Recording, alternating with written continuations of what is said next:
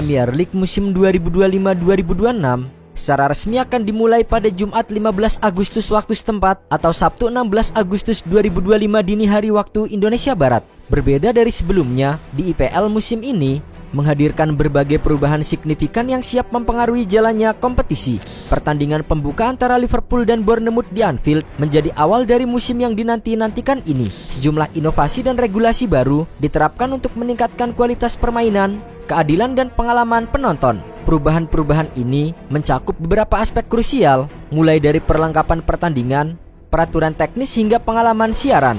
Salah satu perubahan paling mencolok adalah pergantian bola resmi yang kini menggunakan produk dari Puma menggantikan Nike. Perubahan ini tentu akan memberikan sensasi berbeda bagi para pemain. Selain itu, teknologi offside semi-otomatis yang sudah diperkenalkan pada April 2025 akan digunakan secara penuh untuk pertama kalinya. Teknologi ini diharapkan dapat mempercepat pengambilan keputusan offside dan meminimalisir adanya kontroversi. Dari sisi aturan permainan, beberapa penyesuaian penting dilakukan berdasarkan regulasi IFAB. Pertama, kiper hanya diberi waktu 8 detik untuk membuang bola setelah menguasainya. Wasit akan menghitung mundur dan jika kiper melebihi batas waktu, tim lawan akan mendapatkan tendangan sudut. Aturan ini bertujuan untuk meningkatkan tempo permainan dan mencegah taktik mengulur waktu. Kedua, wasit akan lebih ketat dalam menyikapi dorongan antar pemain di kotak penalti saat situasi bola mati. Wasit dan VAR akan memantau ketat pergerakan pemain untuk memastikan mereka berusaha menguasai bola, bukan hanya menunggu lawan. Pelanggaran semacam ini akan berbuah dengan hukuman. Untuk menjaga ketertiban dan menghormati wasit, hanya kapten tim yang diizinkan berinteraksi dengan wasit terkait sebuah pelanggaran.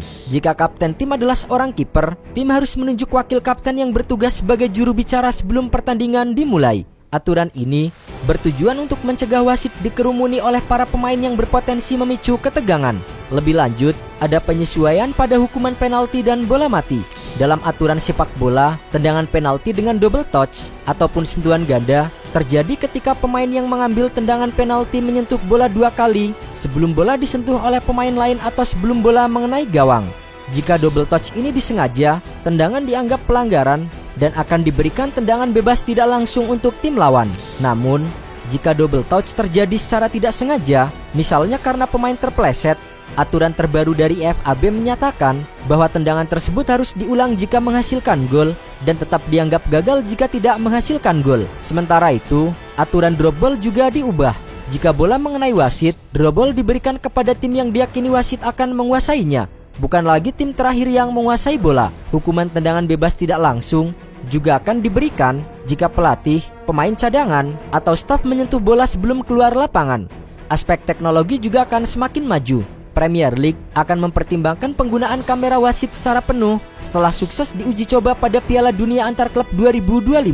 Uji coba akan dilakukan pada pekan pertama musim ini. Setelah itu, untuk meningkatkan transparansi, wasit akan mengumumkan keputusan VAR secara langsung di lapangan. Sebuah praktik yang sebelumnya hanya dilakukan pada Piala FA dan Piala Liga Inggris. Di luar lapangan, beberapa perubahan signifikan juga diterapkan.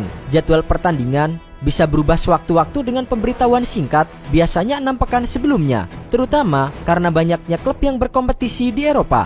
Sebanyak 9 klub Inggris akan berlaga di kompetisi Eropa, 6 diantaranya Liga Champions, 2 di Liga Eropa, dan 1 di Liga Conference. Ini menjadi jumlah yang signifikan dan menuntut penyesuaian jadwal yang fleksibel. Di ranah siaran, penonton akan disuguhkan konten baru yang menarik. Sesuai kesepakatan TV yang baru, akan ada siaran dari ruang ganti dan wawancara saat jeda babak. Hal itu memberikan penggemar akses yang lebih mendalam ke balik layar sebuah pertandingan.